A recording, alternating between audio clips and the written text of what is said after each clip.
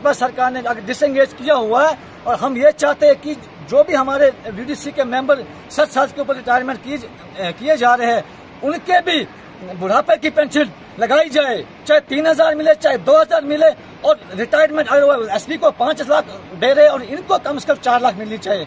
मैं अमित शाह से यही दुआ करता हूँ, क्योंकि हमारे गृह मंत्री का भी यही मैसेज है कि हमारी सिक्योरिटी मजबूत, देश मजबूत, हमारी यंग मजबूत, देश मजबूत हमारा। हमारे वीडीसी मेंबरों को इतनी परेशानी उठाना पड़ रही है, बच्चों की फीस नहीं है, बच्चों के लिए खाना नहीं है, सरकार कहती है कोई भूखा ना सोए, लेकिन इन वीडीसी मेंबरों के साथ ऐसा क्यों हो रहा है? इनकी सैलरी क्यों नहीं दी जा रही है? 4 साल से इन लोगों को सैलरी का कोई पैसा नहीं मिल रहा है।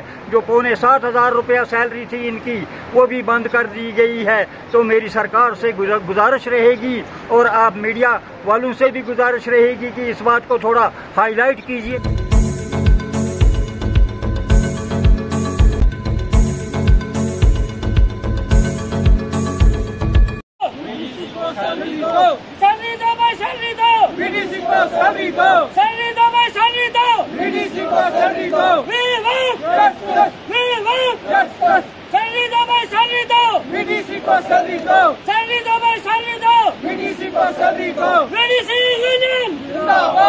नाम क्या और क्या मुद्दा है? मेरा नाम राजेश कुमार शर्मा है।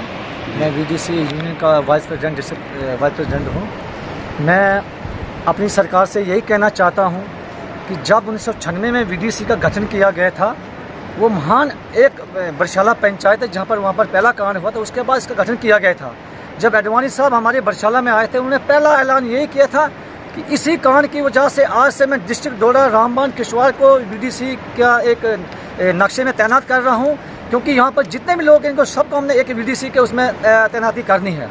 जब एडवाणी साहब ने यह ऐलान किया, फिर उन्होंने गांव-गांव तक यहाँ पर वीडीसी दी, चाहे वो डोडा रहा, चाहे किश्तवाड़ रहा, चाहे रामबान रहा, चाहे श्रीनगर का एरिया रहा। उसी की वजह से उन लोगों की 15 की वजह से हमें पूरे जिले को ये राजधानी मिली।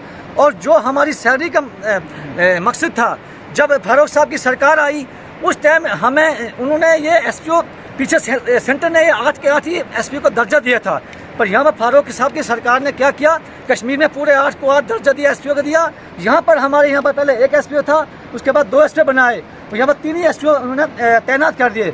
जब 2014 में इन्होंने ये ऑनलाइन सिस्टम स्टार्ट कर दिया, उन सैलरी उन तीनों के अकाउंट में आनी स्टार्ट हो गई। जब सैलरी हमारी 18,000 स्टार्ट हो गई तो हमारे एसपीओ ने सैलरी बंद कर दी। हम अमित शाह जी से, राजनाथ जी से, मोदी जी से हम यही दुआ करते हैं कि वो 1996 का दौरा भी याद करो, जब डोडा डिस्ट्रिक्ट रामबान किश्तवाड़ से लोग माइग्रेंट होने से बच गए और उस वीडीसी वजह से बचे हुए ये लोग हैं। और अगर ये उस दिन माइग्रेंट होते तो ये भी दिल्ली, जम्मू, बॉम्बे जैसे कश्मीरी पंथ को होते माइग्रेंट वैसे होते, और वो आपको कितना बोझ होता।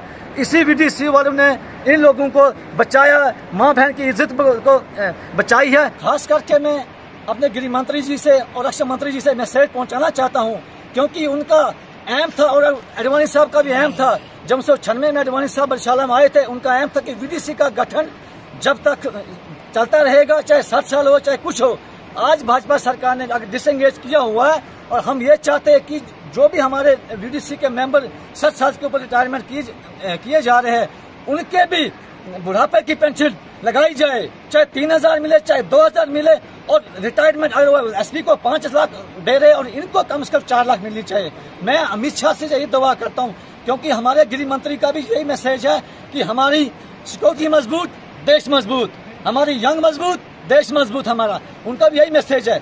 और मैं अपने गवर्नर साहब से भी यही मैसेज पहुंचाना चाहता हूं कि भाजपा की सरकार है और जो भी वीडीसी का मसला उन्होंने पहुंचाया है, जो भी पॉलिसी बनाई है, ज्यादा से ज्यादा सैलरी मिलनी चाहिए। कम से कम अगर एसपी को रैंक नहीं देना है, सबको बराबर सैलरी मिलनी चाहिए। सर, मेरा नाम रतन चंद शर्मा है। मैं यूटी का प्रेसिडेंट हूँ सर, वीडीसी यूनियन का।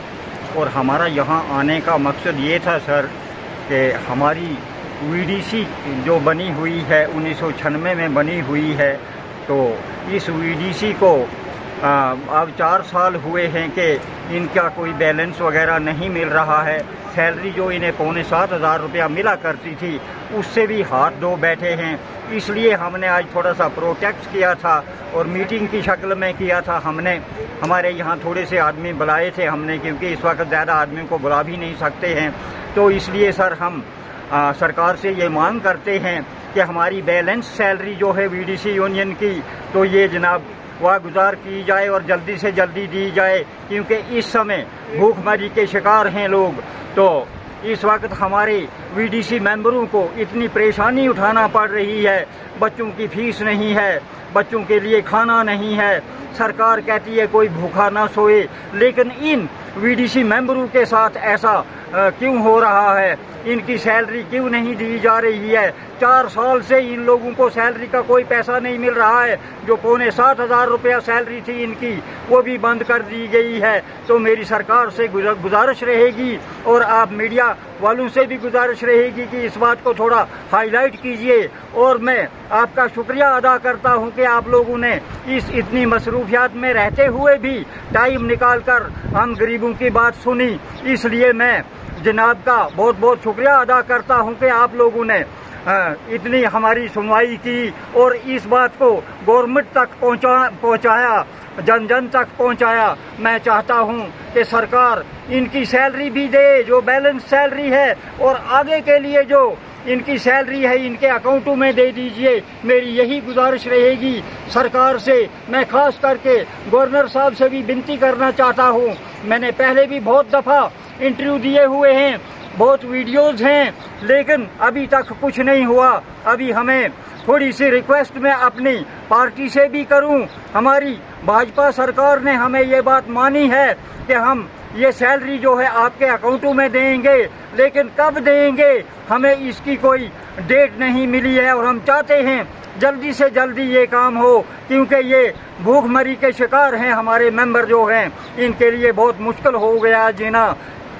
शुक्रिया सर। सर मेरा नाम जगदेव सिंह ठाकुर, मैं देसा से बिलोंग करता हूँ, वीडीसी यूनियन का डिस्ट्रिक्ट प्रेसिडेंट हूँ। आज छाती में जो मीटिंग है और मेरा उद्देश्य ये है सरकार तक पहुँचाने का कि बेटी पढ़ाओ बेटी बचाओ। आज वीडीसी के कई मेंबरानों की बच्चों की शादियाँ रुकी हुई हैं इस सैलरी के बदौलत। और पिछले साल की महामारी की बात करूँ, पिछले साल कोविड की महामारी भी, सूखे की महामारी भी, और इस साल ओले की जो बारिशें हुई उसकी महामारी भी, और सूखे की महामारी भी, और कोविड की महामारी भी, और वीडीसी को इतना तंगदस्ती में अपना कारोबार चलाना पड़ रहा है। तो मैं अपनी भारतीय जनता पार्टी से कहता हूं कि वीडीसी के जो लोग हैं इनको बैलेंस सैलरी तो दी जाए, इनके लिए तुरंत करके कोई ऐसा फंड रिलीज किया जाना चाहिए जिससे इनको भूखमरी के शिकार न होना पड़े इनको। तो सरकार आज ये भी कहती है कि बेटी पढ़ाओ बेटी बचाओ, मगर कई बच्चों की तो शादियां तक रुकी हुई है। और सरकार से मैं ये भी कहता हूं कि अब वीडीसी के जो लोग हैं ये पहाड़ी इलाकों में ज्यादातर हैं, और मिलिटेंसी की जो जड़ें थी पहाड़ी इलाकों में मजबूत थी, और मिलिटेंसी का अगर खात्मा किया तो हम वीडीसी वालों ने किया, बाकी किसी ने नहीं किया। और हमारी मदद से ही फौज पुलिस को ले जाके और हमने खुद मिलिटेंसी का मुकाबला किया और मिलिटेंसी का अंत कराया। और आज सरकार हम देशभक्तों के ऊपर ऐसी लाठीचार्ज कर रही है कि हमें कोई तनख्वाह नहीं, तनख्वाह से महरूम होना पड़ रहा है। तो एक बात हम कतई बर्दाश्त नहीं करेंगे। और मैं माननीय गवर्नर जी से, माननीय अपने कोल साहब से, रविंद्र रैना साहब से, पटियार साहब से, सुनील जी से, मैं और बसंत राज ठाकुर से, इन सब से रिक्वेस्ट करता हूं कि हमारी सैलरी जो बैलेंस है वो जल्द से जल्द दी जाए, और जो केसीसी का लोन है सबसे पहले वो वीडीसी वालों को माफ कर दिया जाए। तो इसके साथ ही